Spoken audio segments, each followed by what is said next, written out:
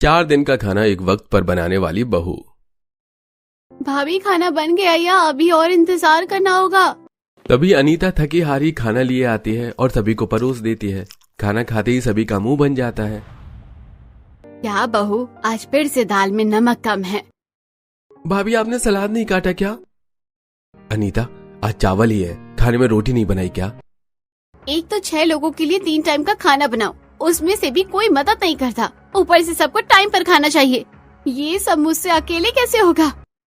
भाभी आप पहले भी तो करती थी, फिर अब क्या हो गया? अब मुझे घर के और भी काम करने होते हैं, फिर बच्चों की पढ़ाई भी देखनी होती है। आप लोगों को क्या पता खाना बनाने में कितना टाइम लगता है। बस खाकर कमियां निकाल देते हैं बस। अरे बहू, इतने नखरे मत दिखा। मैं छोटी बहू ऐसी ढूंढ कर लाऊंगी कि उसके हाथों का खाना खाकर सब उंगलियां चाटेंगे। हाँ माँ जी, ये शुभ काम आप कल की जगह आज ही कर दो।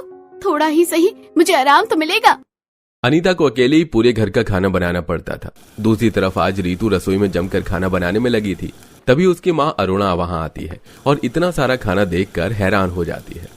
आज कोई खास दिन है या फिर कोई आने वाला है जो ये दावत बनाई जा रही है? माँ, ऐसा कुछ भी नहीं है। वो तो मैंने सोचा कि घर में हम 3 ही लोग हैं, तो अब 3 लोगों के लिए क्या बार बार चूल्हा जलाना, इसलिए मैं आज ही 4 दिन के लिए खाना बना रही हूँ। ऋतु की ये बात सुनकर उसकी माँ करुणा अपना सिर पकड़ लेती है। 2 दिन बाद ऋतु के पिता रात के समय खाने को मांगते हैं तो वहीं बासी खाना फ्रिज से निकाल कर उन्हें देती है। खाने को देखते हुए ऋतु के पिता उससे कहते हैं, ये सब्जी तो मैं 2 दिन से खा रहा हूँ, अभी तक खत्म नहीं हुई क्या?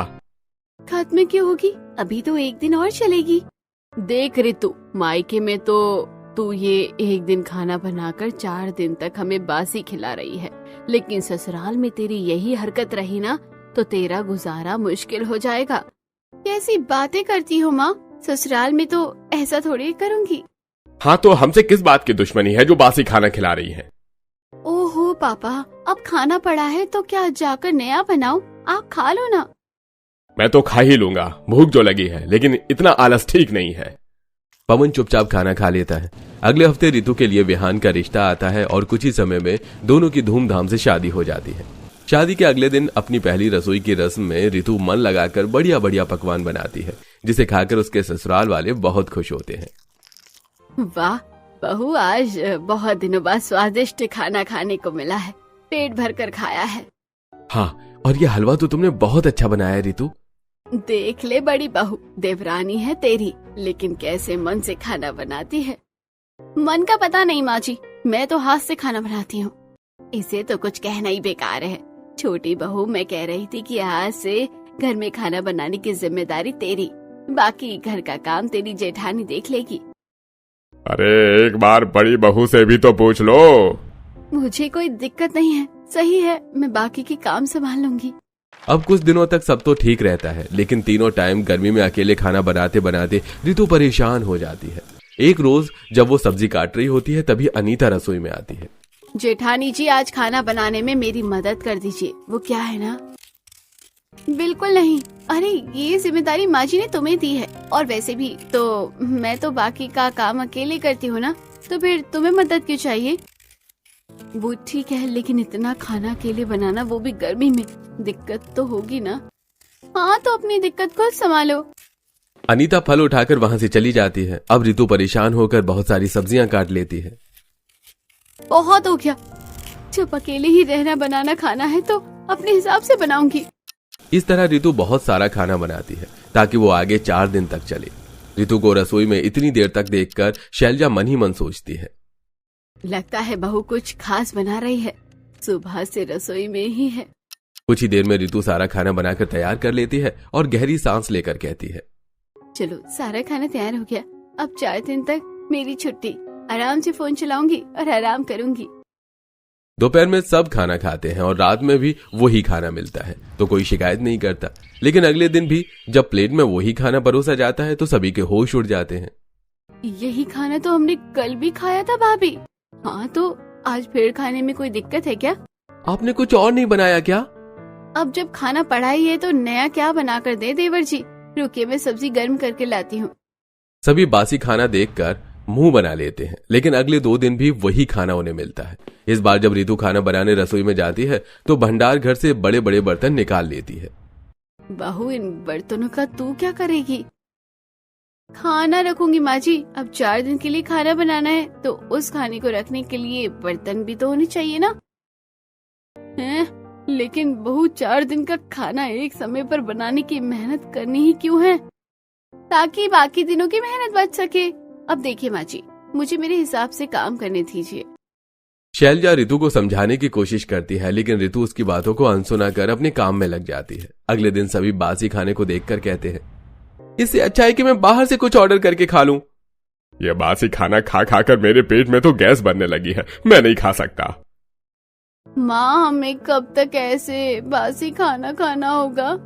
अब इतना सारा खाना है, इसे फेंक भी नहीं सकते हैं। लेकिन एक ही खाना 4 दिन तक खा तो नहीं सकते, हम गाय भैंस थोड़ी ना है। माँ, मुझे तो इसे देखकर ही उल्टी आ रही है। इस तरह कोई भी खाना नहीं खाता और सारा का सारा खाना बच जाता है। जब रितु को भूख लगती है तो वो बासी खाना देखकर कहती है, ये दाल चावल सब्जी खाकर तो मैं तंग ही आ गई हूँ। एक काम करते, कुछ हल्का खाना बनाकर लाती हूँ। रितु अपने लिए बेसन का चीला बनाने लगती है। तभी अनीता के बच्चे आकर उससे चीला मांगते हैं। चाची, क्या बना रही हो? हमें भी दो ना। कुछ भी तो नहीं, और भूख लगी है तो खाना खा लो। नहीं चाची, हमें वो बासी खाना नहीं खाना। हाँ तो जाकर अपनी माँ से कहो, मुझसे नहीं। रितु बच्चों को डांट कर वहां से भगा देती है। गर्मी होने की वजह से इतना सारा बनाया हुआ खाना खराब हो जाता है, जिसे अनीता को फेंकना पड़ता है। तभी वो गुस्से में रितु से कहती है, माँ जी ने तुम्हें एक काम दिया था, तो वो भी ठीक से नहीं कर सकती? क्या हो गया? आप ऐसे क्यों चिल्ला रही हैं मुझ पर? तुमने जो 4 दिन का खाना बनाया था ना, वो 2 दिन गर्मी की वजह से खराब हो गए। वो सारा खाना मुझे फेंकना पड़ा। एक तो खाना बनाओ, ऊपर से सबकी सुनो। अब जब कोई खाना खाएगा नहीं तो खराब ही होगा ना। अरे तो बासी खाना कोई कब तक खाएगा? तुम्हें पता भी है, बासी खाना खा खा कर इन्हें उल्टी और पिताजी को एसिडिटी हो गई है, और मेरे बच्चों की तो भूख जैसे मर ही गई है। देखिए जेठानी जी, मुझ पर गुस्सा करने की जरूरत नहीं है, और इतनी ही दिक्कत है तो खाना आप खुद बना लीजिए। बासी खाना खाने से रितु के ससुराल वालों की तबीयत बिगड़ रही थी, तो वहीं खाना खराब होने के कारण राशन भी बर्बाद हो रहा था। लेकिन रितु को इस बात से कोई फर्क नहीं पड़ता। एक रोज अरुणा रितु को कॉल करती है। रितु, तेरे पापा की तबीयत बहुत खराब हो गई है, मुझे तो बहुत चिंता हो रही है, तू यहाँ जल्दी आ जा बेटी। माँ, मैं शाम तक आती हूँ, आप चिंता मत कीजिए, सब ठीक हो जाएगा। शाम को रितु हॉस्पिटल पहुंचती है तो उन्हें सारी रिपोर्ट्स दिखाकर समझाता है। देखिए, ज्यादा बासी खाने खाने के कारण इनका डाइजेशन सिस्टम वीक हो गया है, इसलिए कुछ हफ्ते तक इन्हें हल्का खाना ही दीजिएगा। बाकी इनकी ये दवाइयां चलती रहेंगी। देखा, मैं तुझसे कहती थी ना कि आलस के चक्कर में एक बार में 4 दिन का खाना ना बना। बासी खाना तो पापा मेरी वजह से ही खाते थे, अब इनका यही हाल हो गया। मेरे ससुराल वालों का भी यही हाल हो गया, तो मैं खुद को माफ नहीं कर पाऊंगी। अपने पापा की खराब हालत देखकर रितु को बहुत अफसोस होता है। वो अपने ससुराल पहुंचकर सभी घर वालों से माफी मांगती है। माँ जी, मैं आपसे वादा करती हूँ कि अब से खाना ज्यादा नहीं बनाऊंगी। बहू, ये तो हम तुझे कब से समझा रहे हैं, बासी खाने के चक्कर में तो सारा राशन बिना खाए ही बर्बाद हो रहा है। हाँ पिताजी, मुझे समझ आ गया है कि मैं अपने आलस के चक्कर में मैं आप लोगों की सेहत बिगाड़ने के साथ खाने का नुकसान भी कर रही हूँ। मैं अब ऐसा नहीं करूंगी। बस आप जेठानी जी को भी मेरी मदद करने के लिए कह दीजिए। मदद क्या, मैं तो आज खुद ही खाना बनाने वाली थी। बहुओं, तुम दोनों सारा काम मिलकर करो, मैं तो यही चाहती हूँ, और देर से सही, लेकिन बहू तुझे अक्ल आ गई, यही बहुत है। इस तरह हालात ज्यादा खराब होने से पहले ही रितु अपनी आदत में सुधार लाती है और अब वो समय पर ही अपनी जेठानी के साथ मिलकर खाना बनाया करती। गरीब परिवार ने खाया पहली बार 10 तरह के पकोड़े। हाँ हाँ, ऐसे ही भाभी, आराम से आ जाइए। अरे देखो, जमुना और गोमती आ गई हमारी बहुएं। चलो चलो जल्दी से दरवाजे पर चलो, बारिश वैसे ही हो रही है, बेचारी कैसे भीगती हुई आ रही हैं। कहीं मैं फिसल कर गिर ना जाऊं। सुनो पूनम, मेरा हाथ ना छोड़ना। नहीं भाभी, हम नंदे आपको गिरने नहीं देंगी। अब तो बस घर पहुंच ही गए। देखो भाभी, घर के बाहर थोड़े हिस्से में पानी है, आपको पैर लगा कर आना पड़ेगा। मैं आपको सहारा दे रही हूँ, आप चौखट पर चढ़ जाना। मेघा के घर की चौखट जरा ऊंची थी। मेघा, पूनम और अंशिका तीनों ने अपनी भाभियों को सहारा दिया, जिसके बाद तीनों बहुएं चौखट पर खड़ी हो गईं और उनकी सास उनका गृह प्रवेश करने लगी। गंगा भाभी, आप सबसे बड़ी जेठानी और बहुओं की सास हो, तो हमारी बहुओं का गृह प्रवेश भी आप ही करवाओ। वैसे भी हम यहाँ 3 परिवार रहते हैं, हम तीनों ही बहुओं की सास लगती हैं, तो इससे अच्छा आप ही करवा दो। जरूर, क्यों नहीं, वैसे भी हम लोग गरीब है, बहुओं के गृह प्रवेश में ही अगर मुट्ठी भर भर चावल बर्बाद किया तो खाएंगे कैसी ले। बहुओं, तुम तीनों कहने को तो 3 अलग अलग घर से आई हो, लेकिन हम लोग परिवार एक ही हैं, इसीलिए इस एक कलश को गिराते हुए तुम तीनों साथ साथ अंदर आ जाओ। आए हाय, सुबह से बारिश हो रही, दरवाजे का ये कीचड़ साफ ही नहीं हो रहा है। गंगा ने ऐसे बोलकर कलश को चौखट पर रख दिया, जिसके बाद बहुएं कलश को गिराते हुए तीनों ही अंदर आ गई। आरती, अदिति और अंशिका, तीनों की शादी आज ही के दिन हुई थी। वैसे तो तीनों अलग अलग परिवारों की बहुएं थीं, लेकिन गंगा, जमुना और गोमती तीनों ही एक दूसरे की देवरानी जेठानी थी। इस नाते से वो सभी साथ में एक ही परिवार में रहती थी। परिवार काफी बड़ा था और बहुओं को परिवार के रूप में एक बड़ी 3 भाइयों की जॉइंट फैमिली मिली। तीनों बहुएं अपने गृह प्रवेश की रस्म से जरा नाखुश थीं। जब वो तीनों अपने अपने कमरों में आ गईं, तब अपने पतियों से बोली, ओम जी, ये क्या बात हुई? किसी भी बहू का इतना बुरा गृह प्रवेश कौन करवाता है?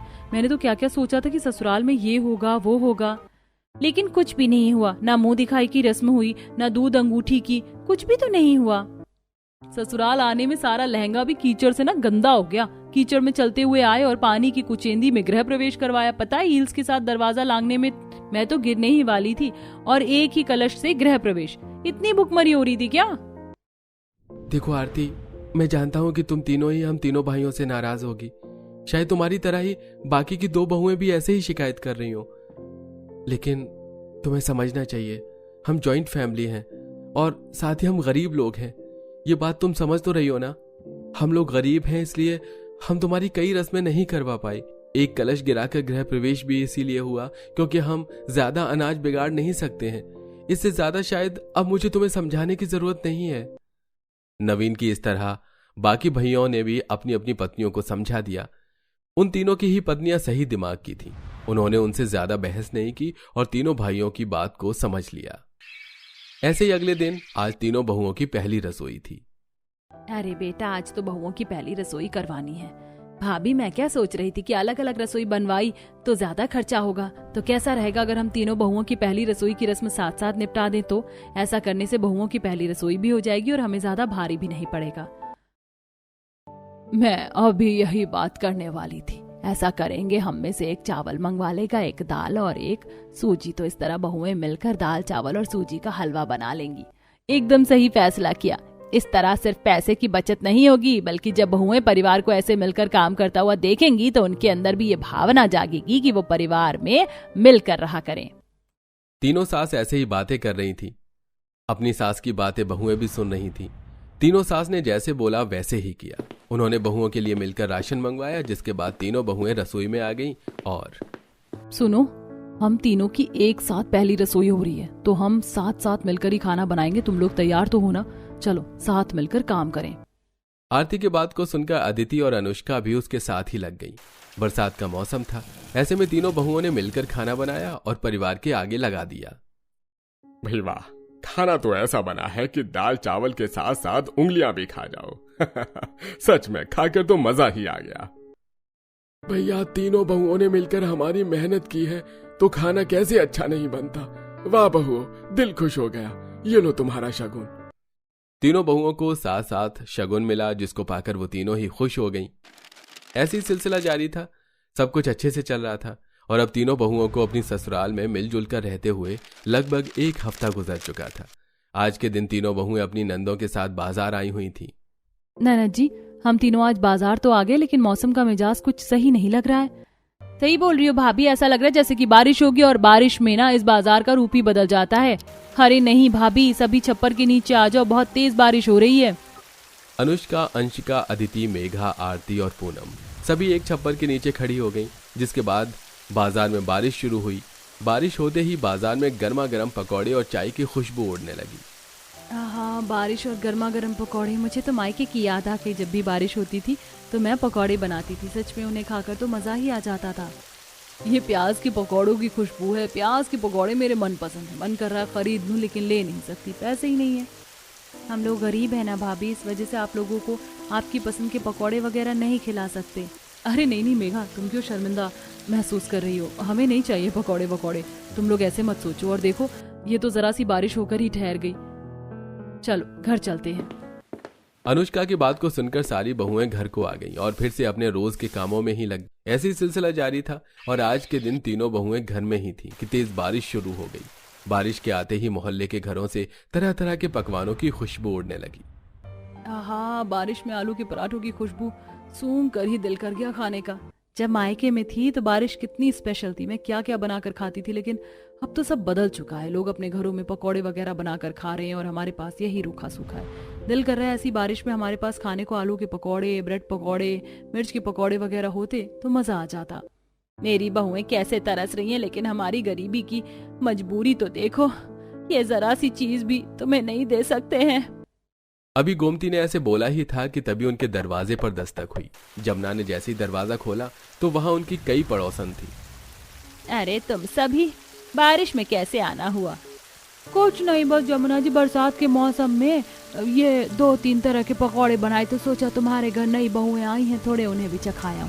आखिर पहले हम कितना घुले मिले रहते थे ना, अब तो समय ही नहीं मिल पाता। लाओ जल्दी से कोई बर्तन ले आओ और ये पकौड़े ले लो, इसमें आलू, मिर्च, प्याज और पालक के पकौड़े हैं। मैं भी पनीर और ब्रेड पकौड़े लेकर आई हूँ खिलाने को।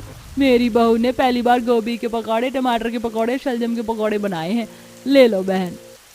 मोहल्ले की औरतें ऐसे ही जमुना को 10 तरह के पकौड़े दे गईं, जिनको जमुना ने एक बड़े बर्तन में डाला और लो बहुओं, बहुत दिल चाह रहा था ना तुम्हारा पकौड़े खाने का, अब जितना मर्जी पकौड़े खाओ। पड़ोस से 10 तरह के पकौड़े आए, इनमें आलू, मिर्च, प्याज, पालक, टमाटर, गोभी, ब्रेड, पनीर, शलजम और चिकन के पकौड़े हैं। वाह भाभी, आपके ही नसीब से ये पकौड़े आए हैं, अब जितना मर्जी खाओ।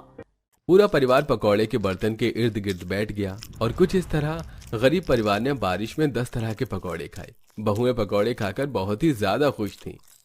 अरे वाह, आज तो मजा ही आ गया, पकौड़े खाने को मिल गए और वो भी इस तरह। माँ जी, मैं पकौड़े विराट जी के लिए भी बचा दूंगी।